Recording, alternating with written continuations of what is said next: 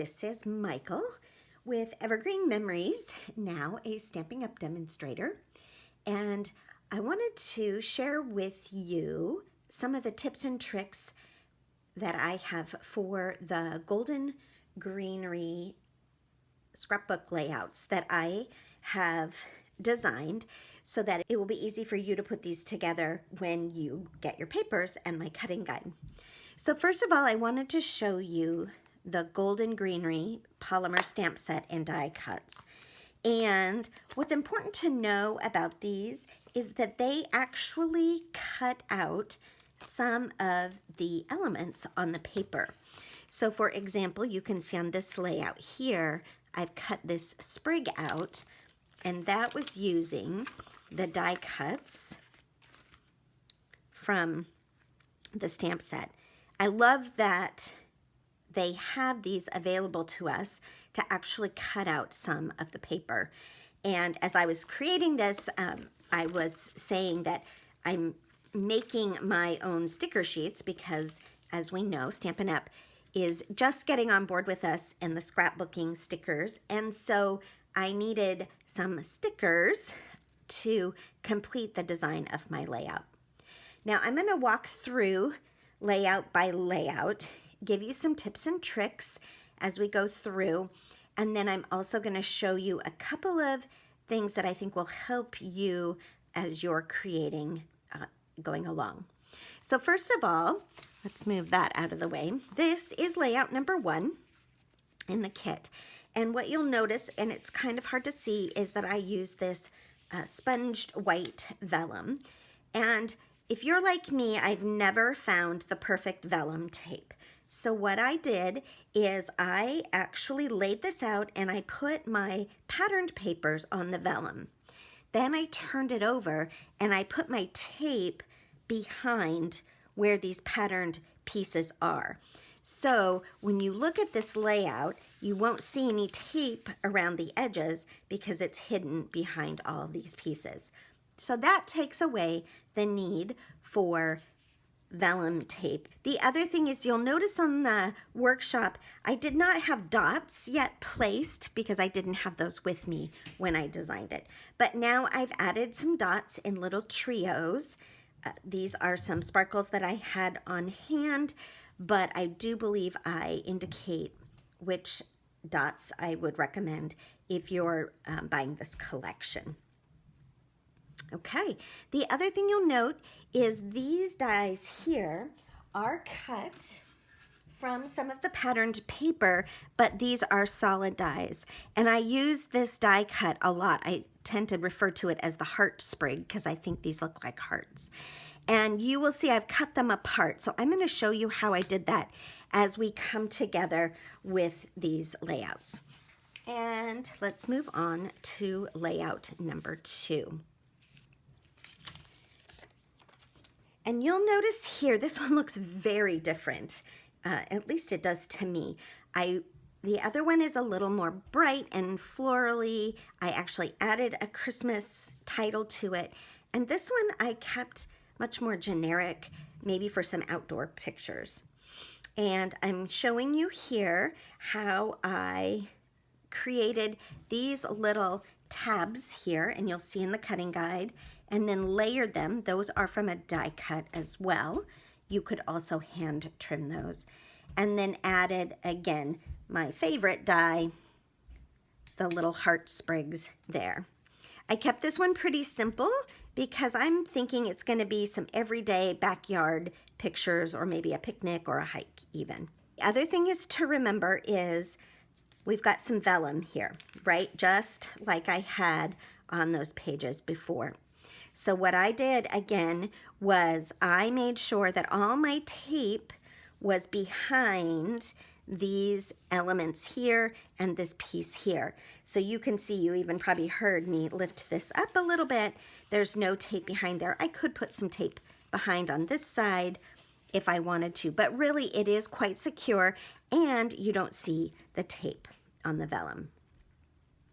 Now you'll notice I've cut in white and I have 3 different sprigs there. Okay, let me show you how I have trimmed this sprig so that you can cut one and use it on multiple things. So the first thing I did here was I trimmed right here, and hopefully this is coming on camera well. And then I trimmed again here, and I cut it out of my first group. And this one you'll just need to kind of trim and round where that stem came in. Super easy to do. Okay, the second place that I trimmed is I took this off, and I took this off, and then I'm going to trim around, and I'm going to have a second grouping that comes from here. Okay, so you can see kind of where I was here. These met down here at the bottom.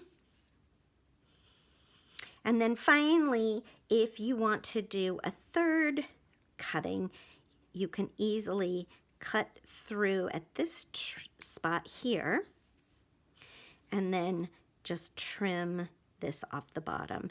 And most of these are going to get tucked in somehow, so you're not going to see. Just make sure you kind of round off these edges, and then that will help you as you're putting those on your pages. Okay, so this is how it starts.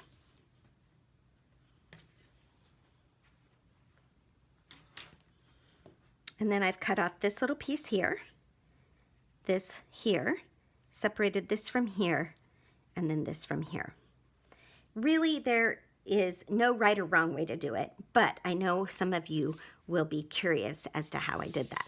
Now let's move that to the side, and I will show you where these pieces actually go. So this piece is one that I laid here. This piece got tucked behind here. This larger piece gets laid over on this side, and then this piece here goes there. Doesn't have to be that way. Of course, you can do it as you want, but some of you will ask, and that's how I did it, cutting it apart and rounding off some of the edges. Okay, let's move on to layout 3. Lots and lots of sparkle on this page. I've taken these 2 tags and layered them up, and then I've done partial tag here and a partial tag here. Now, if you wanted those to be some journaling, you could also make it a little pocket behind there and bring those through. Now, let me see if I can match up and show you again where some of these come from. So I do believe this one and this one were all still hooked together and became one. And then I've got this little guy peeking out here. And then this is almost a full one in that dark green color that we saw before. Now the last thing I want you to notice on this page here is it's difficult to see, but I created kind of a belt buckle look with the meaning of it right here. And I was inspired by this card. And this was a card right off the website. I did a few little different things here, but I want to show you how I created that, which for me creates a focal point area for the card. So you'll be cutting a strip that's 2.5 inches by 12. And then you will cut it in half. It's not in half, but you will cut it at 4 inches all the way down. So I have one here. It's also 2.5. It's not 12 inches because I'm going to make this to go with the card design that I made. So I can show you how I made those points. So I'm going to shorten this so it's at 1.5, and I'm going to have 2 pieces here, and we're going to create those points so they reconnect. And this is the easiest way that I found to create those points. So it's 2.5 inches wide. So I measured halfway, which is going to be 1.25 inch, and I just put a little pencil mark there. Now I went down 1 inch and I put a little pencil mark here, and now I'm going to cut this angle from this point to here. So put that in your paper trimmer, or you can snip that with your scissors. Set that down and trim that. Now that's all the measuring that I'm going to do, because what I'm going to do next is measure this up against, and I like to do the wrong side or the right sides together so that I can see. And now I can use this as a guide, and I'm going to trim here. I'm going to flip this over. Let's see if I can do this so you can see the papers. Maybe not. So now I'm going to put this here. I've got this all lined up, my points here and here. And now I'm going to trim right along that edge. And now that has 2 points.